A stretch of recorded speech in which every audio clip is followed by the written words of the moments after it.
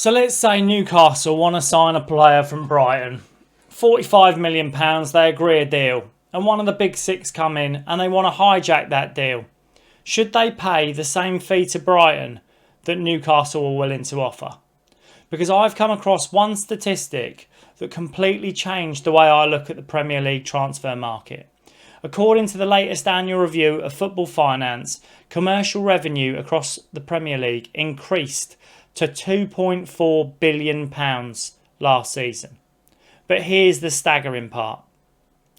The traditional Big Six account for 73% of all commercial revenue generated by Premier League clubs. Let that sink in for a second. 6 clubs out of 20 control nearly 3/4 of the league's commercial income before a ball has even been kicked. So why are clubs like Newcastle, Villa, Brighton, Bournemouth, Forest expected to negotiate with those clubs as if they're financial equals? Because they're not. The Big Six have greater purchasing power, greater commercial income, greater financial flexibility.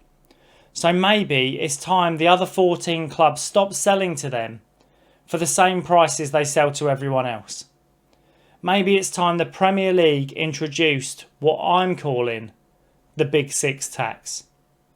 If you're new around here, I'm Adam. This is Two for Joy. Get down there, like, hype, subscribe, do all the good things. Make sure you hit me up in the comments. And before we start, thank you to everybody for getting involved in my last video, pushing me to 55,000 views or north of 55,000 views. Absolutely fantastic. It was great to hear everybody's comments and responses. Otherwise, let's get into it.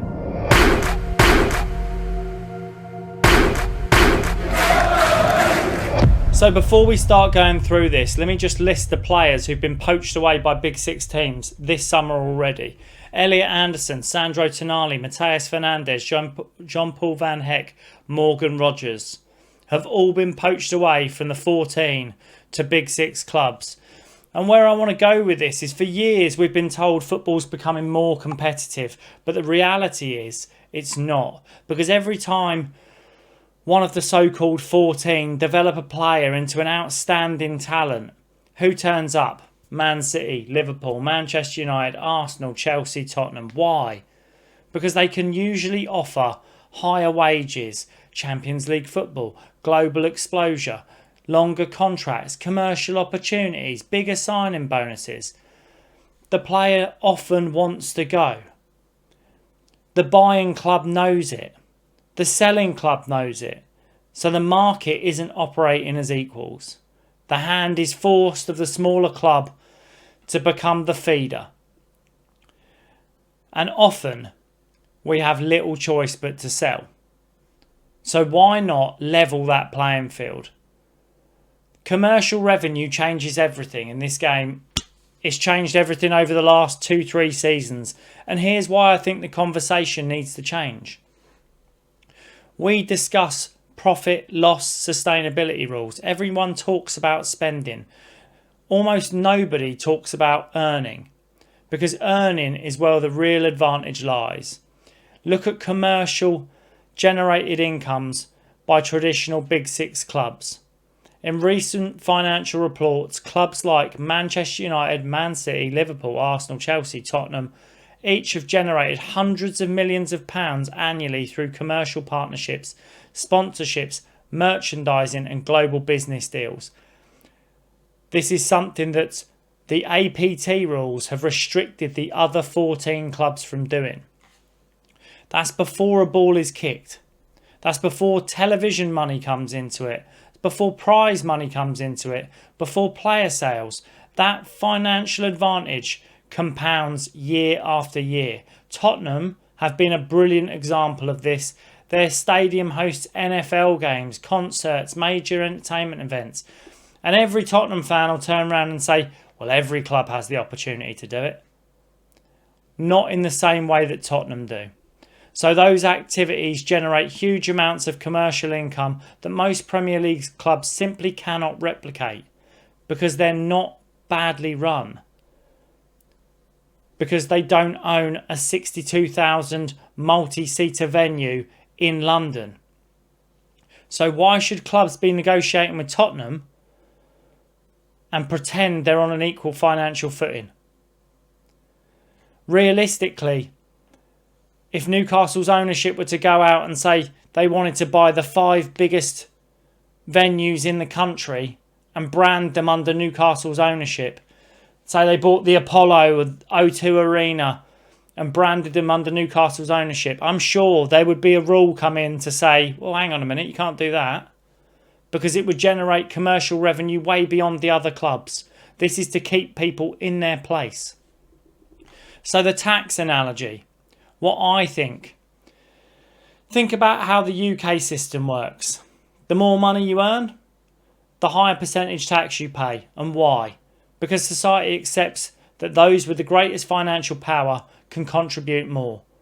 Well, I'm not saying this should be a literal introduced taxation on the clubs for the more they earn. I'm saying the club should adopt the same principle when negotiating. So if Brighton sell to Bournemouth, they sell at a normal market value. If Newcastle buy from Aston Villa, they sell at a normal market value. But if Man City arrive, Arsenal arrive, Liverpool arrive, why should they pay the same? That asking price should automatically increase because they're bringing, not because they're being punished, because they can afford it. That's just how markets work. Luxury products cost more because people are willing and able to pay more. Football transfers shouldn't be any different. How I would like to see things work is imagine a player's valued at 40 million. Brighton selling to Bournemouth, 40 million. Brighton selling to Brentford, 40 million. Brighton selling to Newcastle, 45. Fair enough. But Arsenal want him, 70. Man United want him, 75. Chelsea want him, 80. Why? Because those clubs access more commercial income than many Premier League clubs could. If your commercial revenue is 3 times greater than the club you're buying from, start paying 3 times the price. This is the way that 14 clubs in the lower end of the Premier League can level the playing field. Not because you're Big Six, because you have built-in financial advantages that other clubs simply can't match. And if you want the best talent from the rest of the league, pay for that privilege. Everybody calls it English player tax. Let's not make it English. Let's make it Big Six player tax. Why the other 14 teams should stick together? The biggest problem isn't the Big Six. It's that the other 14 teams negotiate individually. Every club looks after itself, and you can understand that in this league. But imagine if there was an unwritten understanding. No discounts, no bargain deals, no helping strengthen clubs already with hundreds of millions of pounds. Because every time one club sells cheaply, it weakens everyone else. The Big Six continue accumulating talent, the financial gap widens, competitive balance suffers. The other 14 teams actually hold more power than they realise. They produce outstanding players. The Big Six need them. That's the point. The Big Six want to come for these Premier League proven. So start charging accordingly. And the conclusion to all of this is, I know some people will say that's not how the market works. Every Big Six fan would argue this is exactly what the small clubs want. If you've got someone with greater purchasing power, you need to negotiate accordingly. Stop being bullied in the market. This isn't about punishing successful clubs. It's about recognising economic reality. The Premier League loves talking about being competitive and how balanced it is. Well, here's an idea that might actually help with this Premier League becoming more competitive. So here's my question. Should every Premier League team outside of the traditional Big Six start charging a Big Six premium whenever they sell their best players? Or am I completely wrong? Let me know in the comments. I think it's an interesting topic. I think it's a valuable talking point. I think most clubs, looking through their history, have had their best players poached away by clubs that are larger than them. Why should they not pay the premium? And the clubs that are selling their best players receive the biggest fees for them, in the way that Aston Villa have done with Morgan Rogers, in the way that Newcastle did with Alexander Isak. Make these clubs pay for the privilege of buying Premier League proven talent. Thanks for watching, and hopefully guys, I'll see you in the next one.